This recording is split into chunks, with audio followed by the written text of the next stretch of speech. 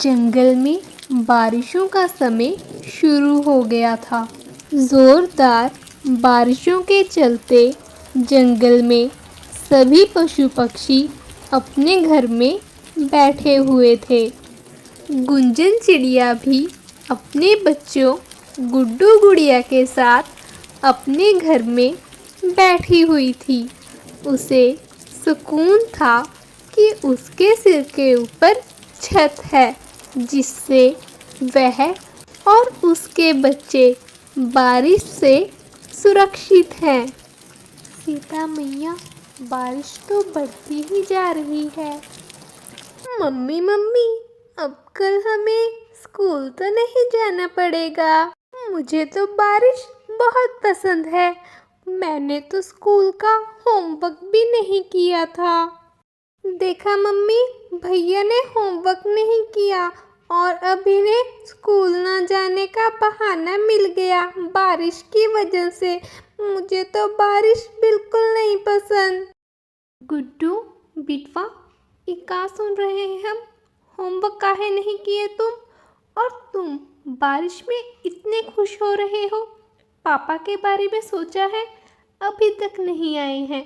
पता नहीं इतनी तेज बारिश में कहाँ फंसे होंगे। वे हम सबके लिए खाना लाने गए थे।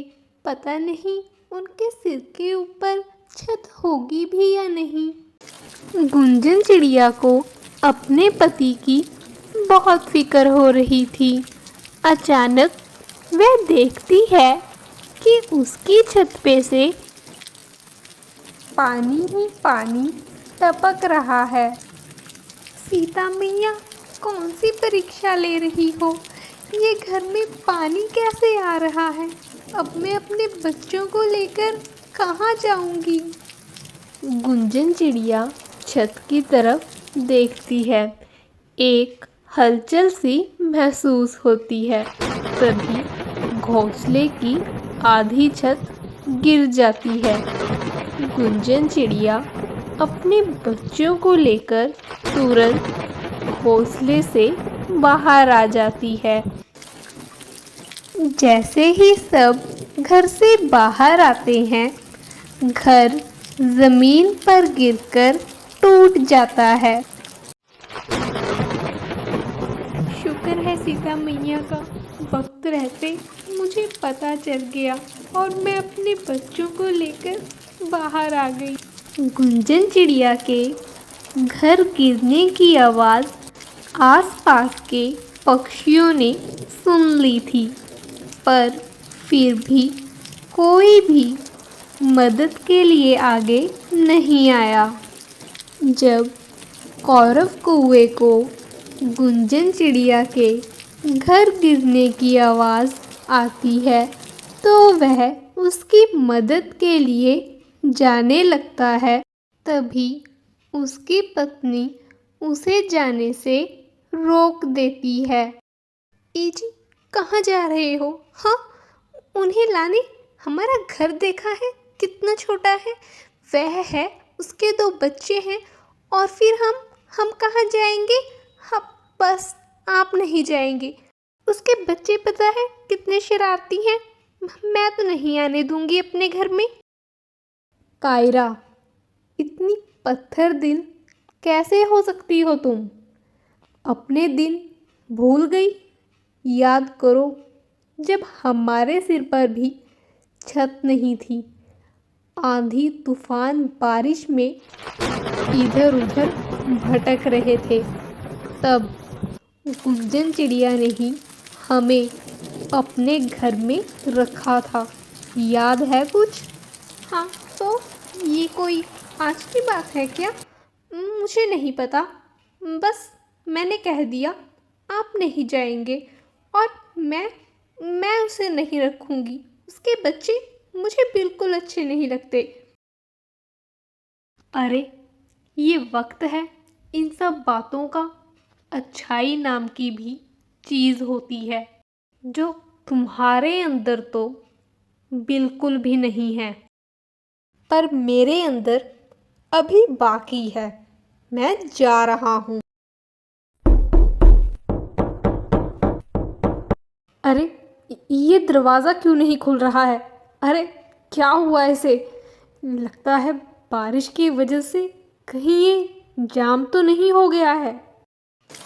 गुंजन चिड़िया का पति भी वहाँ आ जाता है। अरे तुम सब ठीक हो ना बच्चों? तुम्हें चोट तो नहीं आई? नहीं, सीता मैया की कृपा है, हम सब ठीक हैं। और अच्छा हुआ आप भी आ गए। तुम सब घबराओ नहीं, कोई ना कोई हमारी मदद ज़रूर करेगा। गुंजन चिड़िया अपने परिवार के साथ मदद मांगने के लिए जाती है। काकी, नीरू काकी, काकी दरवाज़ा खोलिए। काकी, तेज़ बारिश के चलते हमारा घर टूटकर गिर गया। क्या आप हमें अपने घर में कुछ समय के लिए रख सकती हैं जब तक बारिश बंद नहीं हो जाती? क्या तब तक?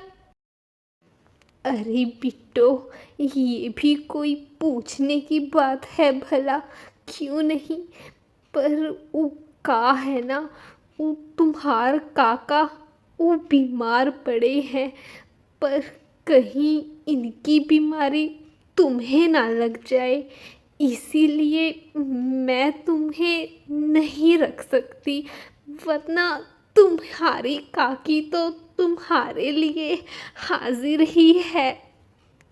कोनो बात नहीं काकी, आप काका का ख्याल रखिए। गुंजन चिड़िया मदद के लिए इमली चिड़िया के पास जाती है, पर वहाँ भी उसे कोई मदद नहीं मिलती। फिर वह मदद के लिए दूसरी चिड़िया के पास जाती है, पर वह चिड़िया भी दरवाज़ा नहीं खोलती। लगता है उषा ताई सो रही है, इसीलिए उन्हें हमारी आवाज़ सुनाई नहीं दे रही है। अरे यो कौन सा हल्ला कर रहा से? चैन ते सोण भी ना देते। मैं तो पहले ही बीमार पड़ी हूँ, ऊपर से यू जड्डा लग रहा से, मारे दे ना उठा जाता। अरे जो भी अब कल को आई हो रे। सीता मैया, अब तो कौरव भैया ही हमारी आखिरी उम्मीद है। कौरव, कौरव भाई दरवाज़ा खोल।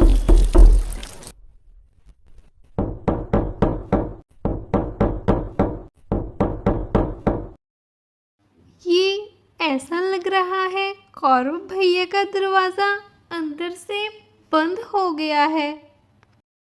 पूरे परिवार की आखिरी उम्मीद भी टूट चुकी थी।